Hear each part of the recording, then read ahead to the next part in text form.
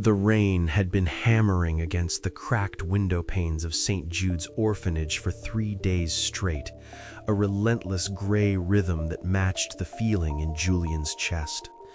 He was 10 years old, but he looked 7.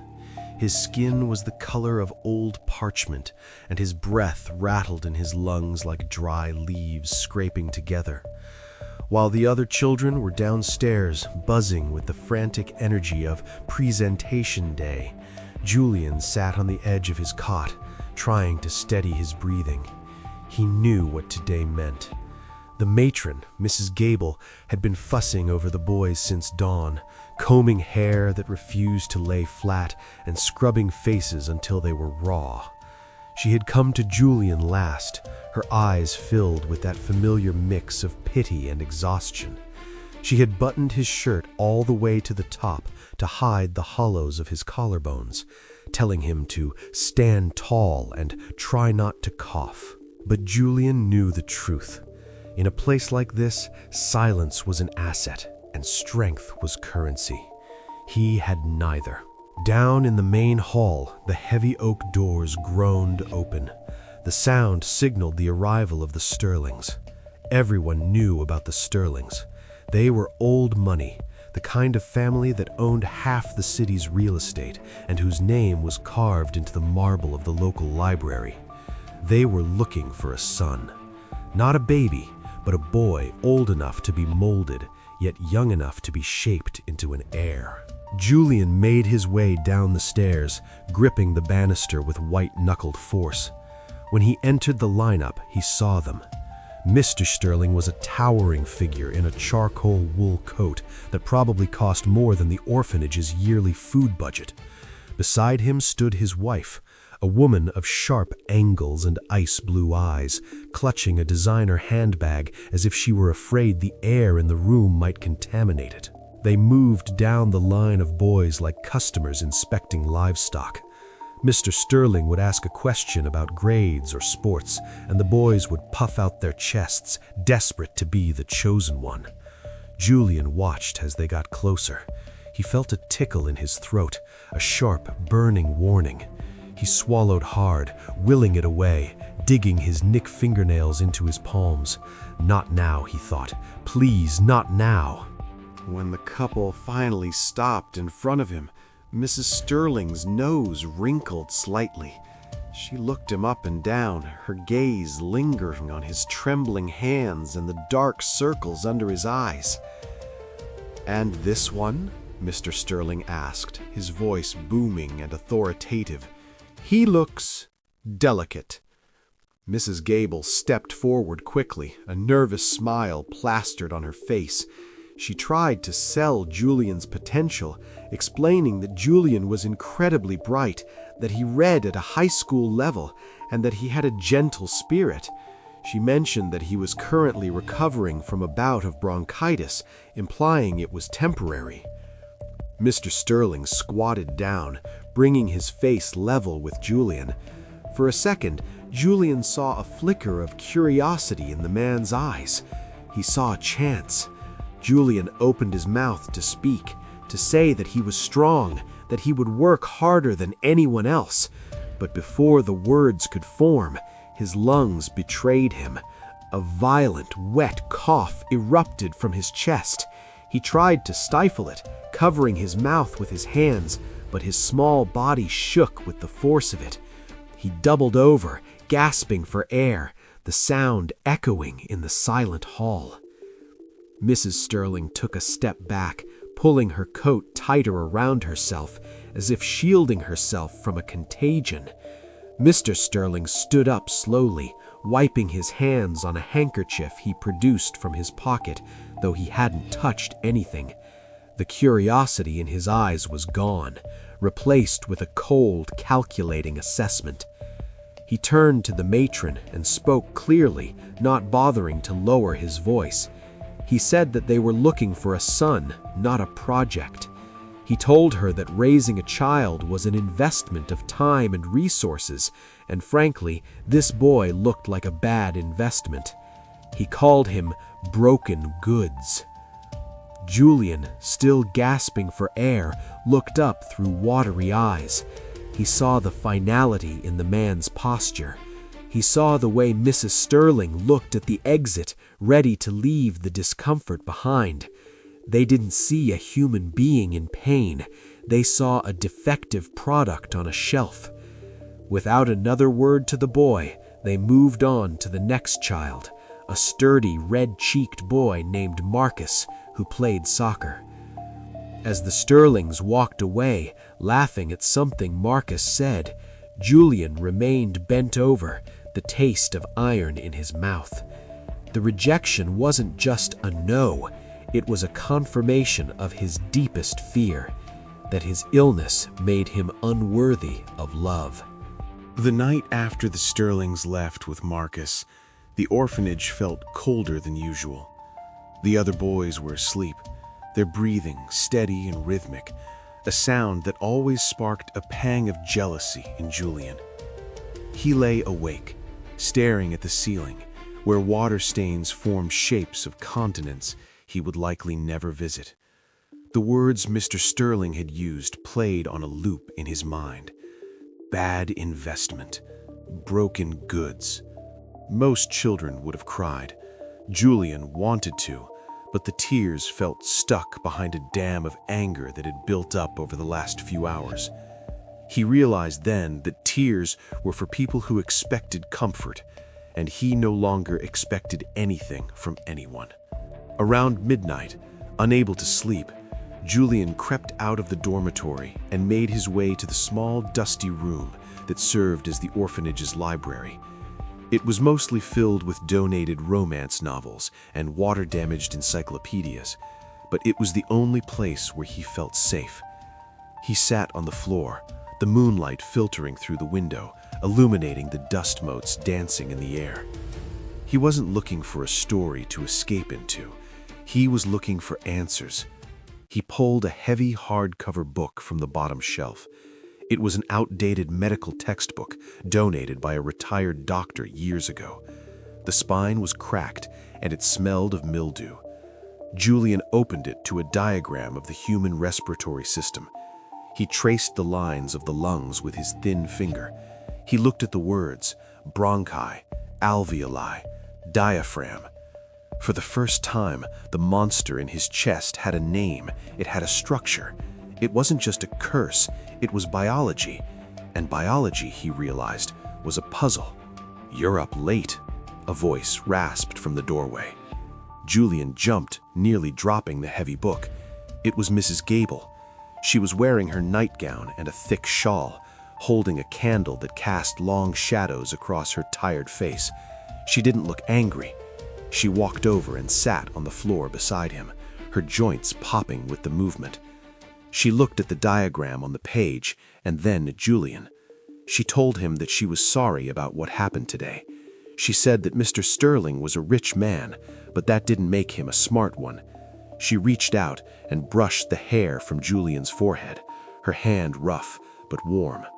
Turning point and determination. Julian looked at her, his eyes intense and dry. He asked her if he was dying. He asked if he was truly broken, like the man said. Mrs. Gable sighed, a sound that seemed to carry the weight of 100 unadopted children. She told him that his body was fighting a war, yes, but she pointed to his head and then to his heart. She told him that he had a fire in him that Marcus and the other boys didn't have. She said that being sick meant he had to fight for every breath, and that fight made him stronger than any rich man with a healthy set of lungs. "They see a sick boy," she whispered, tapping the medical book. "What do you see?" Julian looked back down at the intricate drawings of the human body. He didn't see weakness anymore. He saw a machine that needed fixing. He saw a challenge. "I see how it works," Julian replied softly. "And if I know how it works, maybe I can fix it." Mrs. Gable smiled, a genuine, sad smile. She told him to keep the book. She told him that if the world wasn't going to give him a home, he would have to build one for himself, brick by brick, book by book. That night marked a shift. Julian didn't miraculously get better the next day. The coughing fits continued, the cold floors didn't get warmer, but the victim who had stood trembling in the lineup was gone. In his place was a student. Over the next few years, while other boys played in the yard, Julian was in the corner, devouring every piece of medical knowledge he could find. He stopped viewing his pain as a punishment and started viewing it as data. The Sterlings had rejected him because they thought he had no future. They didn't realize that by walking away, they had given him the most powerful motivation of all, the burning need to prove them wrong. He would survive. Not just to live, but to become the person who decided who lived and who died. He would master the very thing that made him weak. The frail boy was fading. The doctor was beginning to form. Years dissolved into a blur of caffeine, textbooks, and the sterile hum of fluorescent lights. Julian did not just study medicine, he consumed it with a hunger that bordered on obsession. While his peers in medical school went out for drinks on Friday nights to blow off steam, Julian was in the anatomy lab, re-examining cadavers until the janitors forced him out. He wasn't the smartest student, naturally. He didn't have the photographic memory that some of the Ivy League graduates boasted, but he had something they didn't, an intimate relationship with suffering. He knew what it felt like to gasp for air, to feel the body betray the mind, and that empathy gave him an edge that no textbook could teach. He had clawed his way up from the orphanage on a series of hardship scholarships, working night shifts as an orderly to pay for his books. The physical frailty that had defined his childhood hadn't magically disappeared, but Julian had learned to manage it. He was still lean, his frame slight compared to the rugby player builds of his colleagues, and he still had a chronic cough that flared up when the seasons changed. But now he wore his stethoscope like armor. The white coat was not just a uniform, it was a shield that protected the vulnerable boy inside from the judgment of the world. By the time Julian reached his 30s, he was Dr. Julian Thorne, the youngest chief of critical care at St. Mary's Hospital. His reputation preceded him. He was known as the Mechanic, a nickname given by the nurses because he could fix things that other doctors deemed broken beyond repair. He took the cases that others wrote off, the elderly with failing hearts, the trauma victims with slim odds. He was cold, precise, and incredibly efficient, a demeanor he had constructed to hide the fact that every loss tore a piece out of him. One Tuesday evening, the hospital was relatively quiet, a rare lull in the constant storm of the ICU. Julian sat in his office, rubbing his temples. He was looking at an X-ray of a young girl with severe pneumonia. It was like looking in a mirror. He could almost feel the phantom constriction in his own chest. His colleague, Dr. Evans, leaned into the doorway holding 2 coffees. Evans told Julian that he needed to go home, that he had been on shift for 30 hours and looked like a ghost. Julian took the coffee, but didn't move. He told Evans that the girl in room 402 wasn't responding to the standard antibiotics and that he was missing something. Evans sighed, telling Julian that sometimes people just have bad lungs and there's nothing to be done. Nothing to be done. The phrase triggered a memory of a tall man in a wool coat turning his back. Bad investment. Julian stood up abruptly, the fatigue vanishing under a surge of adrenaline. He went back to the patient's room, sat by her bedside and listened, not just with the stethoscope, but with his eyes. He watched the rise and fall of her chest, the subtle color of her fingernails. He realized it wasn't just pneumonia, it was a rare fungal infection masking itself. He changed the treatment protocol immediately. 2 days later, the girl was breathing on her own. This was his life now. It was a relentless crusade to prove that broken things could be mended. He had money now, a sleek apartment in the city that he rarely visited, and a bank account that would have impressed anyone from his past. But he was alone. He hadn't let anyone get close enough to see the scars, both physical and emotional. He convinced himself that solitude was the price of excellence. He didn't need a family. He had his patients. They didn't judge him. They just needed him to save them. And for a long time, that was enough. The storm that hit the city that November was historic.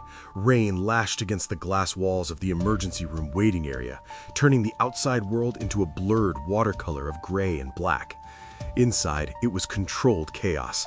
A multi-car pileup on the interstate had flooded the ER with trauma cases, and Dr. Julian Thorne was in the center of the hurricane. He was barking orders, his voice calm and authoritative, moving from one bay to another, his hands steady despite the adrenaline coursing through his veins. "Bay 4 needs a central line. Get respiratory down here now," he commanded, not looking up from the chart he was signing. The automatic doors slid open with a whoosh, admitting a gust of cold wind and a trio of paramedics wheeling a stretcher at a frantic pace. Behind them ran a woman, soaking wet, her expensive coat ruined by the rain and mud. She was screaming, her voice cracking with terror. "Please, someone help him! He can't breathe!" Julian turned. The triage nurse was already intercepting the stretcher. The paramedics shouted the vitals. Male, mid-60s, severe myocardial infarction, possible pulmonary edema. He was drowning in his own fluids. Julian stepped forward, snapping on a fresh pair of gloves. "Get him to Trauma 1. I'm on it." He moved to the head of the stretcher as they transferred the patient. The man on the bed was gray, his lips blue, his eyes wide with the primal panic of suffocation. He was gasping, clutching at his chest, his expensive suit cut open to reveal a chest heaving with effort. Julian looked at the face. Time had been cruel. The skin was sagging, liver spots dotted the forehead, and the hair was thinning and white. But the structure was undeniable. The sharp nose, the heavy brow. It was Mr. Sterling. For a heartbeat, the noise of the ER, the beeping monitors, the shouting nurses, the rain vanished. Julian was 10 years old again, standing in a lineup, feeling small and worthless. He saw the man who had looked at him as a bad investment. The irony hit him with the force of a physical blow. The man who had discarded him for being fragile was now the most fragile thing in the room, his life hanging by a thread that Julian held. "Doctor, we're losing his pressure," a nurse yelled, snapping Julian back to the present. Julian looked up. Standing in the doorway of the trauma room was the woman, Mrs. Sterling. She looked nothing like the Ice Queen from his memory. Her face was ravaged by tears, her makeup smeared, her hands shaking uncontrollably as she gripped the doorframe. She looked at Julian, her eyes pleading. She didn't see the boy she had rejected. She didn't see Julian. She saw a white coat. She saw a savior. "Save him!" she begged, her voice a whisper that cut through the cacophony. "Please, he's all I have. Don't let him die." Julian looked down at Mr. Sterling. The man was unconscious now, the fight draining out of him. This was the moment. Julian held the power. He could do the bare minimum, follow the standard protocol, and if the man died, no one would blame him. It was a massive heart attack. It was nature taking its course. But then Julian heard the rattle in Mr. Sterling's chest, that wet, desperate sound of failing lungs. It was the same sound Julian had made on the day they walked away. A cold resolve settled over Julian.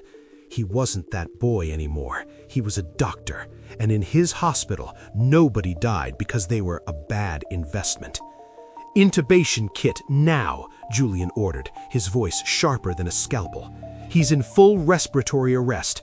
I'm going to tube him. Prepare the cath lab. We are not losing him today." He leaned over Mr. Sterling, tilting his head back, looking down the throat of the man who had once silenced him. "Breathe," Julian whispered fiercely, inserting the laryngoscope. "I didn't give up, and you don't get to either."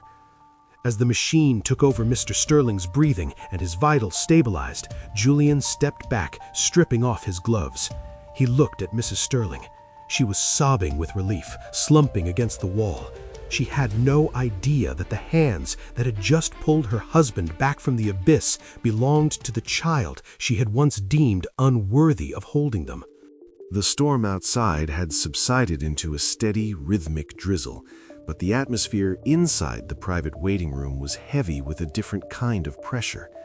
Mrs. Sterling sat on a generic leather sofa, clutching a styrofoam cup of lukewarm coffee as if it were an anchor keeping her from drifting away.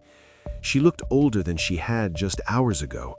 The veneer of wealth, the pearls, the tailored fabric, the perfect hair had dissolved, leaving behind a terrified woman afraid of becoming a widow. When the heavy double doors swung open, she shot up, spilling a little coffee on her hand, though she didn't seem to notice the burn. Dr. Julian Thorne stepped into the room. He had removed his blood-spotted trauma gown and was back in his pristine white coat, a stethoscope draped casually around his neck. His face was unreadable, a mask of professional calm that he had perfected over a decade.